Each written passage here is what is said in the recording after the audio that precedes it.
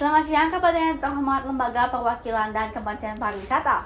Di hari yang cerah ini, mari kita panjatkan puji dan syukur kita kepada Tuhan Yang Maha Esa, karena atas anugerah dan berkatnya kita masih diberikan kesehatan hingga hari ini. Sebelumnya, perkenalkan, nama saya Priscilla Angelinanto sebagai perwakilan pemasaran bidang destinasi wisata. Pada kesempatan kali ini, saya ingin menyampaikan mengenai salah satu destinasi wisata yang ramai dibicarakan pada G20 kemarin. Semua pasti tidak asing dengan Labuan Bajo. Labuan Bajo memiliki sejuta pesona yang dapat menarik wisatawan baik dari Nusantara maupun mancanegara. Berlokasi di ujung barat Pulau Flores, Nusa Tenggara Timur, Labuan Bajo menjadi pintu masuk bagi wisatawan yang ingin mengunjungi Pulau Rinca dan Pulau Komodo. Indonesia telah melaksanakan presidensi G20 yang dilaksanakan di beberapa daerah. Berbagai side event juga dipersiapkan oleh Kementerian Pariwisata dan Ekonomi Kreatif atau Badan Pariwisata. Salah satunya adalah side event non-substantif G20 dalam bentuk paket wisata di Labuan Bajo.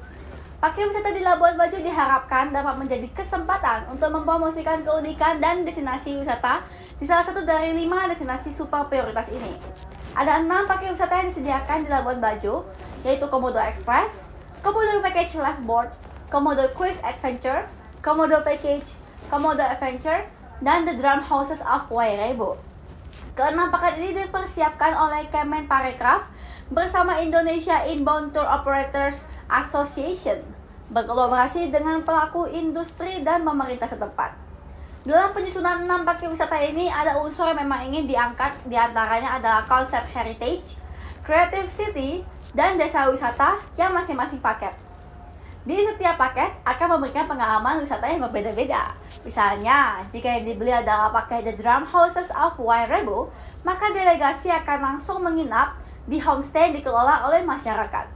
Jadi, setiap paket wisata sudah disediakan travel pattern-nya lengkap dengan destinasi tujuan dan aktivitas yang akan dilakukan. Indonesia juga ingin memperlihatkan konsistensi dalam pelaksanaan konsep wisata berbasis CHSE yang tidak hanya dilakukan pada saat pandemik, namun juga berkelanjutan. Selain itu, pelaksanaan presidensi G20 di Labuan Bajo sangat amat membantu pemulihan sektor pariwisata. Labuan Bajo dipilih sebagai tempat penyelenggaraan untuk mendorong pemulihan ekonomi dan mempromosikan Labuan Bajo sebagai salah satu destinasi wisata premium bagi turis mancanegara. Dengan demikian, sektor pariwisata dalam negeri juga akan membaik. Ketua Badan Pengurus Cabang PHRI Manggarai Barat Sylvester Wanggel mengatakan pertemuan tersebut dapat membantu pengusaha hotel dan restoran dalam restorasi running cost yang hilang selama 2 tahun pandemi. Ia juga mengatakan bahwa ada sekitar 150 dan 111 restoran atau rumah makan yang tergabung dalam PHRI Manggarai Barat.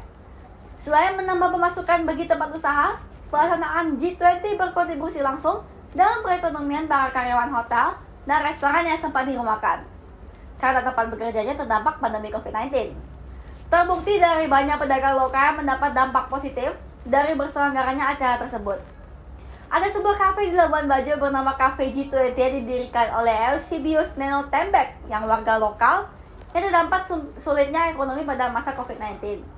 Ia memberanikan diri untuk membangun kafe di saat G20 kemarin dengan nama Cafe G20.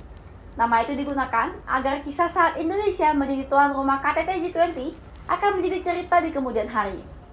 Eusebius juga mengungkapkan, saya ingin ada cerita dari generasi ke generasi bahwa Indonesia belum pernah menjadi tuan rumah KTT G20 dan Labuan Bajo menjadi tempat terselenggaranya beberapa kegiatan side event G20. Menu-menu disajikan juga menampilkan masakan lokal seperti keripik ungu, keripik pisang, keripik ubi ungu, dan masakan lokal lainnya. Presidensi G20 yang diadakan di Indonesia, terkhususnya side event di Labuan Bajo pada November 2022 kemarin, sangatlah berdampak positif bagi sektor pariwisata di Labuan Bajo, baik dari segi pemerintah maupun dari segi pedagang lokal. Maka dari itu, mari kita rawat terus destinasi wisata kita.